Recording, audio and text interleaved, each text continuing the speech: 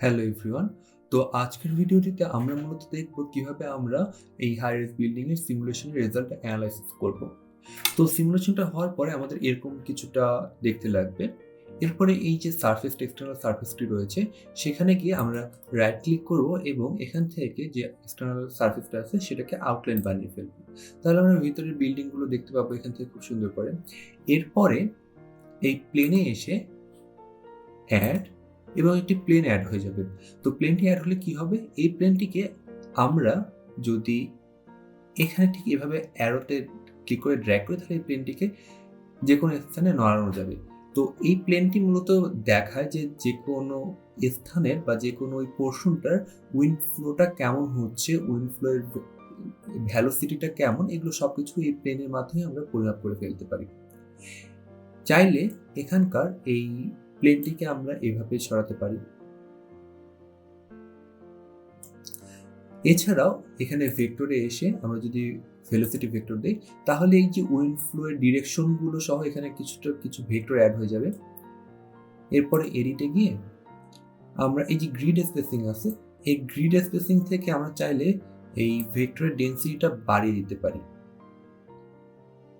তাই ভেক্টরের ডেনসিটিটা কিছুটা বাড়িয়ে দিলাম, দেখতে সুবিধা লাগবে। এছাড়া ভেক্টর সেটিংসে গিয়ে আমরা ভেক্টরের লেন্থটাও বাড়িয়ে ফেলতে পারি।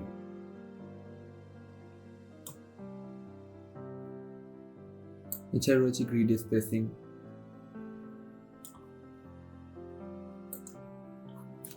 এরপরে আমরা যদি এই প্লেনটিকে নড়িয়ে বিল্ডিং এর কাছাকাছি আনি তাহলে দেখা যাবে যেহেতু বিল্ডিং এ এসে এখানে বাধা পাচ্ছে এবং এখানে একটি লুপের মতো তৈরি হচ্ছে, তাই এখানে এই যে এভাবে উইন্ড ফ্লোর ডিরেকশন গুলো হবে।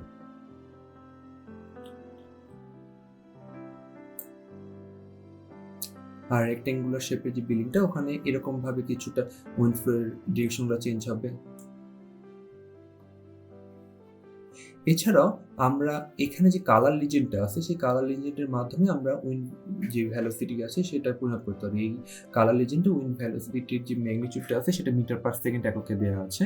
তো এখানে দেখা যাচ্ছে যে বিল্ডিংটার ঠিক পেছন পাশে, যেহেতু এখানে বিল্ডিং বাতাসটা বাধা পাচ্ছে, তো ঠিক পেছন পাশে উইন্ড ভ্যালোসিটি প্রায় জিরোর কাছাকাছি। কিন্তু তার অপোজিট পাশে আমরা যেহেতু উইন্ড ভ্যালোসিটির আমাদের ইনপুটটা দিয়েছিলাম 10 মিটার পার সেকেন্ড, তো সেটার সামনে মোটামুটি 10 মিটার পার সেকেন্ড ওরকমই রয়েছে।